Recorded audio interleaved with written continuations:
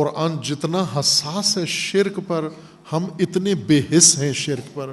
قرآن جتنا مصر ہے ایمان کے اوپر، ہم اتنے لاپرواہ ہیں ایمان کی نسبت. چونکہ ایمان قومیت کی طرح ہے ہمارے نزدیک. قومیت چھنتی تو نہیں ہے، انسان جو بھی کرے. مثلا آپ دیکھیں سادات کیا کچھ نہیں کرتے، سید ہی رہتے ہیں پھر بھی. سید حرام کھائے لوٹ لے پھر بھی ڈبل شاہ ہے. ایک شاہ صاحب تھے نا، بہت نام کما ہے دنیا میں، انہوں نے ڈبل شاہ. شاہ صاحب ہیں سادات، نہ کوئی غریب چھوڑا، نہ کوئی مسکین چھوڑا، نہ کوئی مومن چھوڑا. ہر ایک کو پیسہ ڈبل کر کے دیتے تھے، اور اربوں روپے لوگوں کے کھا گئے، جیل میں رہے. پھر گورنمنٹ نے پکڑ لیا اور جیل میں چلے گئے اور بڑا نام پیدا کیا انہوں نے، ڈبل شاہ. خوب اس طرح کے سادات. اور آپ دیکھیں کیا کیا کارنامے سادات. بعض یہ فلمی دنیا کے معروف چہرے یہ سارے سید ہیں.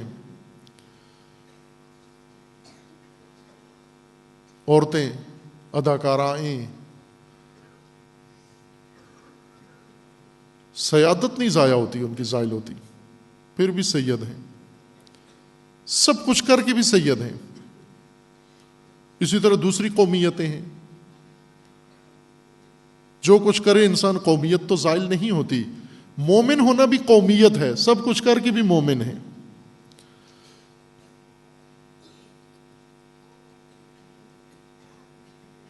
سب تباہی مچا کے پھر بھی مومن. شرک سے کیوں باز نہیں آتے؟ چونکہ ہمارے نزدیک قومیت کی طرح ہے. فرق نہیں پڑتا، انسان جس قوم سے بھی ہو دوسروں کی طرح ہی ہے، کوئی فرق نہیں پڑتا. مومن اور مشرک میں کیا فرق ہے؟ قومیت کا. سید اور غیر سید میں کیا فرق ہے؟ قومیت کا. جٹ اور بٹ میں کیا فرق ہے؟ قومیت کا.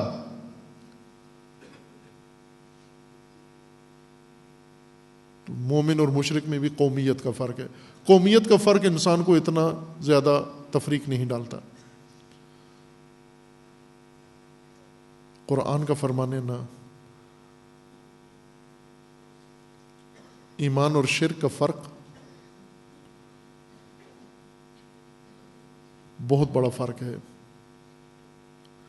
اتنا فرق ہے کہ ایک انسان کو اللہ کی طرف لے کر جاتا ہے، دوسرا انسان کو اللہ کا دشمن بنا دیتا ہے،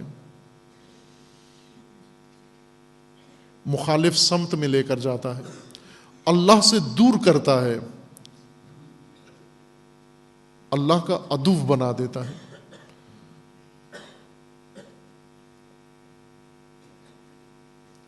قرآن کریم میں اللہ تعالیٰ کا فرمان ہے کہ خدا تمہارے جتنے گناہ ہیں چھوٹے بڑے سب معاف کر دے گا.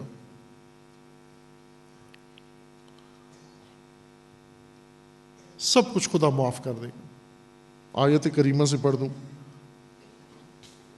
آپ کی خدمت میں کہ اللہ نے تمہارے سب گناہ معاف کر دینے ہیں اگر حدیں پر کراس نہیں کی، اگر اس نصاب جہنم تک نہیں پہنچے تو خدا نے تمہیں معاف کر دینا ہے. صرف ایک گناہ، ایک جرم ایسا ہے جو خدا معاف نہیں کرے گا، اور وہ ہے شرک. اس میں علماء کرام نے تفسیروں میں خوبصورت گفتگو کی ہے، لیکن بات تفسیر نہ بھی ہو تو بھی واضح ہے.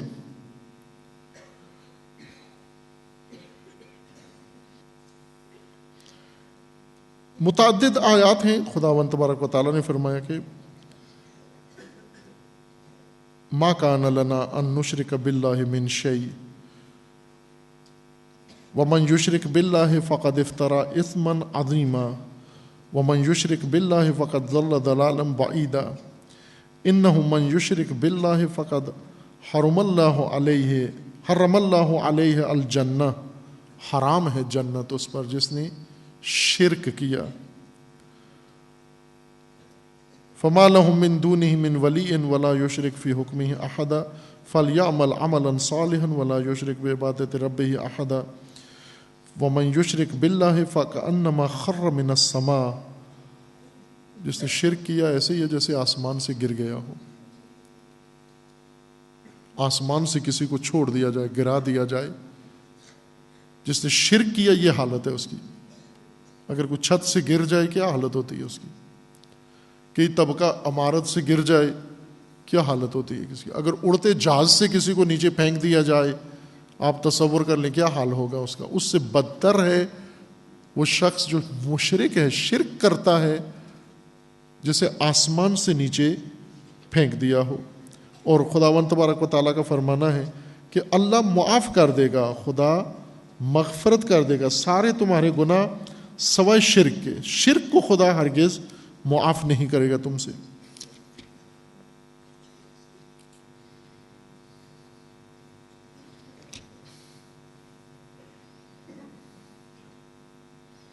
سورہ نساء میں ہے, سورہ مبارکہ نساء میں آیا 48.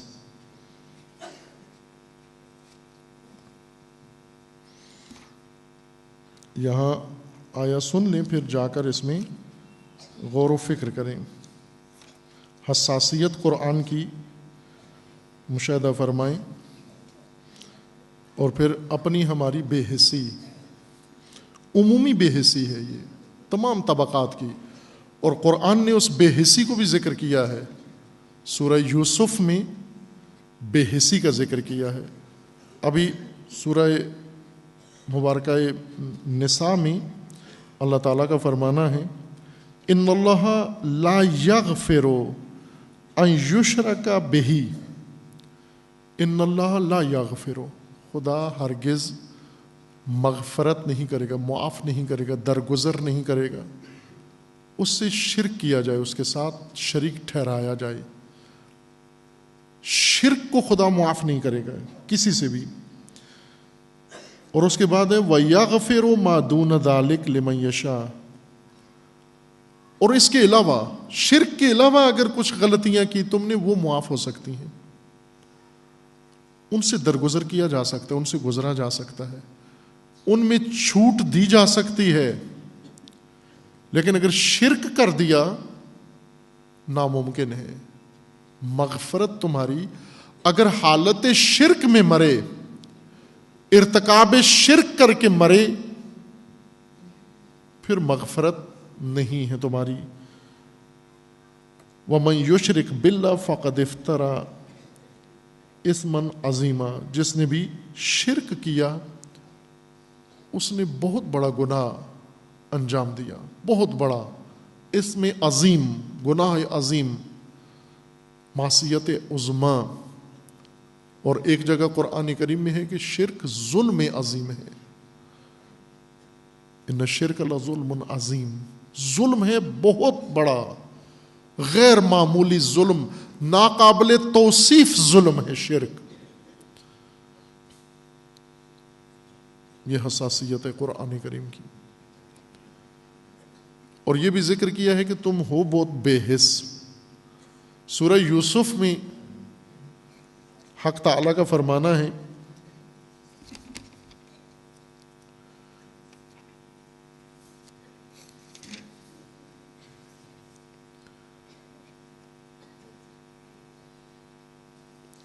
سورہ یوسف آیا 106 وَمَا يُؤْمِنُ أَكْثَرُهُمْ بِاللَّهِ إِلَّا وَهُمْ مُشْرِكُونَ. وَمَا يُؤْمِنُ أَكْثَرُهُمْ بِاللَّهِ, اکثر ان میں سے جو اللہ پہ ایمان لائے ہیں, اکثر جو اللہ پہ ایمان لائے ہیں, مومن ہوئے ہیں, ان کا ایمان مشرکانہ ایمان ہے. ان کے ایمان کے اندر شرک ہے, شرک آلود ایمان ہے, آلودہ بشرک ہے, شرک آمیز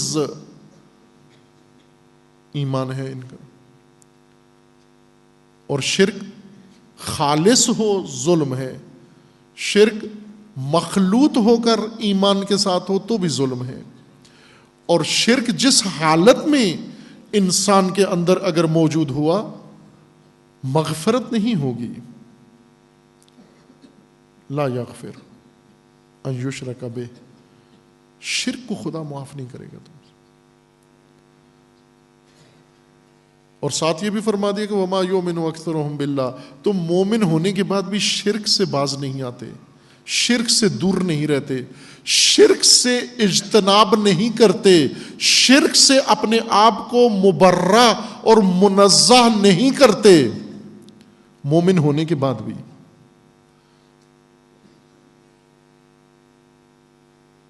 اور شرک ایسی خطرناک چیز ہے، انسان کتنی حفاظت کرے اپنی تاکہ شرک سے محفوظ رہے.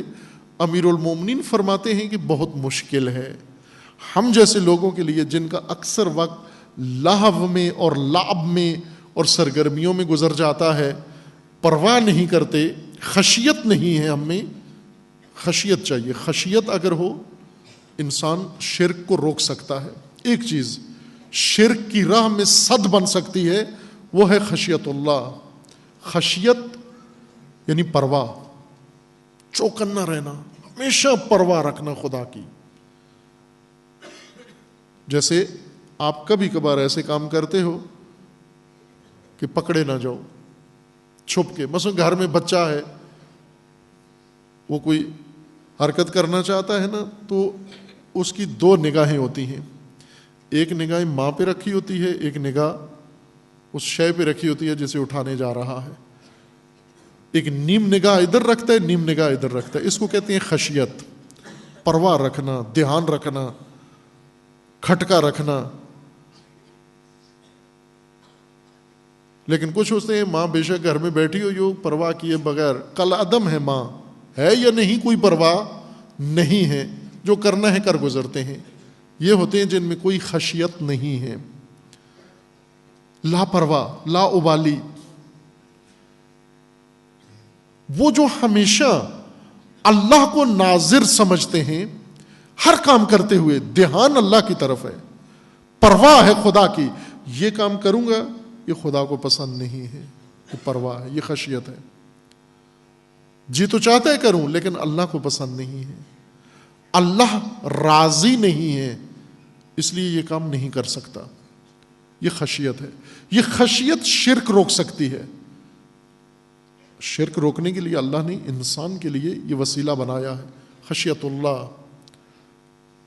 اور کوئی چیز نہیں روک سکتی. امیر المومنین فرماتے ہیں شرک ہے کیا، اپنی ذات میں شرک کیا، نوعیت شرک کی کیا ہے، آیا روک سکتے ہیں خشیت کے بغیر؟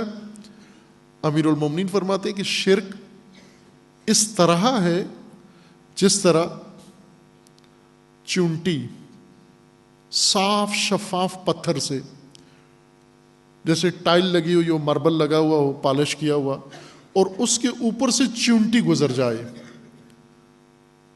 محسوس نہیں ہوتا، چونکہ چونٹی اتنی ہلکی ہے، آہٹ اس کے قدموں کی پیدا نہیں ہوتی، دھمک نہیں ہوتی اس کے چلنے کی، آواز نہیں ہوتی اس کے چلنے کی، غیر محسوس طور پر چلتی ہے. آپ بیٹھے ہوئے ہیں آپ کے سامنے یا آپ کی پشت سے، اور اتنی ہلکی ہے کہ اگر پتھر پہ گرد و غبار بھی پڑا ہوا ہو اپنے قدموں کے نشان نہیں چھوڑ کے جاتی، بغیر نام و نشان کے غیر محسوس طور پر گزر جاتی ہے. امیر المومنین فرماتے ہیں کہ انسان کے دل پر، مومن کے دل پر اور انسان کے دل پر شرک اس طرح غیر محسوس طور پر گھس جاتا ہے، سرایت کر جاتا ہے، اس کو پتہ بھی نہیں چلتا کہ شرک آ گیا ہے میرے وجود کے اندر. پھر بھی مطمئن رہتا ہے میں مومن ہوں، یہ سوچ کے بھی مومن ہوں، یہ کر کے بھی مومن ہوں، یہ انجام دے کر بھی مومن ہوں، یہ حرکت کے بعد بھی مومن ہوں، اس فیصلے کے بعد بھی مومن ہوں، اس تعلق کے بعد بھی مومن ہوں، اس اقدام کے بعد بھی مومن ہوں، چونکہ غیر محسوس ہے. کس کو پتہ چلتا ہے؟ اہل خشیت کو، جو بہت سخت چوکنا ہے. ذرا سی آہٹ پر جس کے کان کھڑے ہو جاتے ہیں، جو چار آنکھوں سے دیکھ رہا ہے، جو چونٹی سے زیادہ باریک اور بال سے زیادہ باریک چیز کو بھی دیکھ سکتا ہے، یہ پکڑ سکتا ہے، یہ شرک ہے۔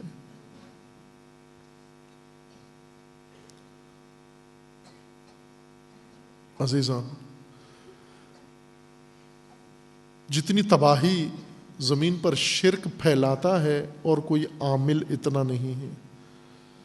اعمال، اچھے اعمال کو غارت کر دینا، اکارت چلے جانا، نابود ہو جانا، حبط ہو جانا، بڑے اچھے اچھے اعمال۔ حبط عمل پہلے معنی کیا ہوا ہے، آپ کے ذہن میں ہونا چاہیے۔ حبط، حبط ہے اخت الجیم، پاکستان میں جس کو ہے حلوے والی کہتے ہیں۔ حبط ہے بے توئے، طوطے والا توئے۔ حبط بیماری ہے جانور کی، وہ جانور جو چارہ چرتا ہے، پہاڑ کا چارہ چرتا ہے، اور اس چارے کے اندر کوئی کیڑا یا زہریلا چارہ اس کے پیٹ میں چلا جاتا ہے، اور اس کے نتیجے میں اس کا پیٹ پھول جاتا ہے، چارہ ہضم نہیں ہوتا، اور وہی زہر کیڑے کی یا اس پتے کی، زہریلی بوٹی کی زہر جانور کی جان لے لیتی ہے، مر جاتا ہے۔ اس بیماری کو عرب حبط کہتے ہیں۔ قرآن کریم نے اس کو انسان کے لیے، مومنین کے لیے ذکر کیا ہے۔ حبط کا خیال رکھنا، یہ جو گٹھڑی گٹھڑی نمازیں اور گٹھڑی گٹھڑی نیکیاں، جس طرح جانور چرتا ہے نا، کھرلیاں بھر بھر کے اور بورے بھر بھر کے چارہ چر رہا ہے، ونڈا کھا رہا ہے، سب اس کو خیال رکھنا چاہیے، اس میں کیڑا بھی ہو سکتا ہے، اس میں کوئی زہریلا پتا بھی اندر جا سکتا ہے، اور وہ زہریلا پتا اگر چلا گیا، یہ چارہ بھی ضائع، جانور کی جان بھی گئی۔ مومن جو دن بھر نیکیوں میں لگا ہوا ہے، خیرات میں لگا ہوا ہے، خیال رکھے ایک حرکت اگر شرک آلود انجام دے دی گئی، شرک اس کیڑے کی طرح ہے، زہریلے کی طرح، جو جانور کے اندر جا کر اس کی جان لے لیتا ہے۔ شرک اس طرح سے ہے، زہر۔ اگر انسان کے اس اتنی بڑی نیکیوں میں ایک منہ برابر، بال برابر شرک چلا گیا، یہ شرک وہاں جا کر ایسے نہیں بیٹھا رہے گا۔ شرک مؤثر ہے، تاثیر ہے، شرک عامل ہے، شرک فوری اثر کرتا ہے، ہر کیمیکل سے زیادہ، ہر زہر سے زیادہ اندر جاتے ہی کیا کرتا ہے؟ حبط الاعمال، وہ ساری نیکیاں گئیں۔ اور حبط اعمال یعنی حبط شخصیت انسان، وہ جو بنایا ہوا تھا بھرم، وہ جو نیک انسان بنے ہوئے تھے تم، وہ گئی ساری شخصیت، نابود کر دی اس نے، اس زہر نے سب کچھ نابود کر دیا ہے۔ اور خداوند تعالیٰ کا فرمان ہے کہ اتنے لاپرواہ کیوں ہو، مومن ہونے کے بعد بھی شرک۔ شرک کی نسبت ہم حساس کیوں نہیں؟ ایک تو شرک کی تباہی کا اندازہ نہیں ہمیں، شرک کو قومیت کی طرح سمجھتے ہیں، ذات کی طرح سمجھتے ہیں، مشرک ہو کر بھی ہم تو وہی ہیں، کوئی فرق تو نہیں پڑتا۔ یہ بات نہیں جب کی تھی تو بھی ہم وہی تھے، آج یہ اظہار کر کے، یہ عقیدہ بنا کر پھر بھی وہی ہیں، کیا فرق پڑتا ہے؟ نہ عزیز من، شرک تباہی ہے، نابودی ہے شرک۔ یہی سورہ مبارکہ یوسف کی آیہ کریمہ ایک شیعہ نے سنی، پڑھی اور ہل گیا، اس کے وجود میں زلزلہ آ گیا، اور آنا چاہیے۔ جو بھی یہ آیت پڑھتا ہے وَمَا يُؤْمِنُ أَكْثَرُهُمْ بِاللَّهِ إِلَّا وَهُمْ مُشْرِكُونَ، یہ جو ایمان لائے ہیں اکثر، زیادہ تر، ان میں سے اکثر ان کے ایمان میں شرک بھی ہے۔ جب اس نے یہ پڑھی یہ آیت، ہل گیا، چین نہیں آیا، مضطرب ہوا، اور آ گیا اپنے مولا و آقا امام کی خدمت میں، امام ششم کی خدمت میں، اور آ کر پوچھنے لگا یہ آیہ کریمہ کیا کہہ رہی ہے کہ اکثر اہل ایمان کا ایمان شرک آلود ہے، اکثر مومن جو ایمان لائے ہیں مشرک ہیں یہ؟ امام نے فرمایا ایسا ہی ہے. فرمایا یہ کیسے ہو سکتا ہے کہ مومن ہونے کے بعد اللہ کو مان لیا, آخرت پر ایمان ہے, نبیوں پر ایمان ہے, کتابوں پر ایمان ہے, ملائکہ پر ایمان ہے, پھر کیسے ممکن ہے مشرک ہو؟ پھر امام علیہ السلام نے فرمایا بھلے ایک شرک ہے جس سے بچنا دشوار ہے, اور وہ ہے شرک عملی. تم جس شرک سے محفوظ ہو وہ ہے شرک اعتقادی. اعتقاد میں تم مشرک نہیں ہو, عمل میں مشرک ہو. تم عمل مشرکانہ ہے, حرکتیں مشرکانہ ہیں, رویے مشرکانہ ہیں, کردار مشرکانہ ہے.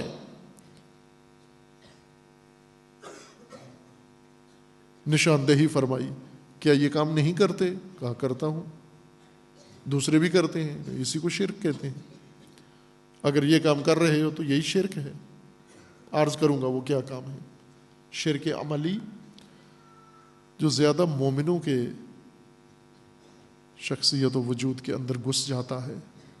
شرک اعتقادی کافروں کے کافروں کی بیماری ہے, منافقین کی بیماری ہے. لیکن شرک عملی یہ مومنوں کی بیماری ہے زیادہ تر.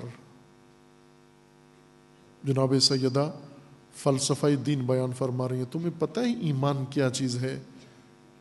ایمان حالت کا نام نہیں ہے, ایمان موہوم چیز نہیں ہے.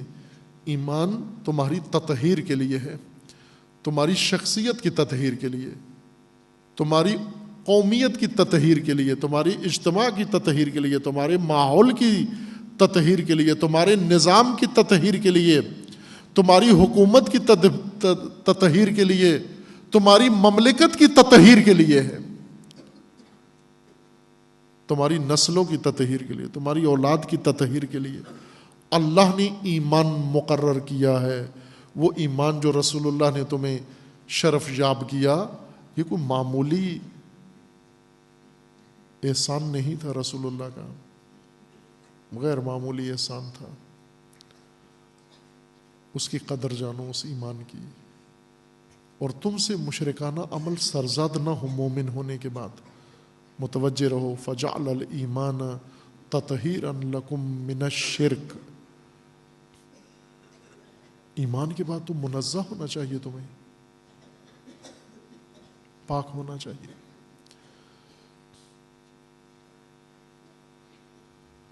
حساس ہو جائیں عزیز من, فوق العادہ حساس ہو جائیں شرک کے اوپر. شرک کے علاوہ خدا بہت ساری لغزشیں, ہم لغزشوں سے بچ نہیں سکتے, معصوم نہیں ہیں. بچتے بچتے بھی لغزندہ ہو جائیں گے, لغزش کھا جائیں گے, بچتے بچتے بھی. اس وقت ہوتا ہے نا کیچڑ میں جب آپ گرنے سے بچ رہے ہوتے ہو اسی وقت گر جاتے ہو, پھسلن ہوتی ہے جہاں پر, بچتے بچتے بھی گر جاتا ہے آدمی. وہ بھی اسی طرح ہے زندگی میں, ہم بہت بچے پھر بھی گر جائیں گے, کہیں نہ کہیں لغزش ہو جائے گی. خدا کریم ہے, معاف کر دے گا اگر شرک نہ ہوا بیچ میں. اور اگر شرک نہ ہوا تو آپ یقین جان لیں کہ پھر کہیں لغزش بھی نہیں ہوگی, کیونکہ لغزشیں ساری اس پھسلن پہ ہوتی ہیں, شرک کی وجہ سے ہوتی ہیں.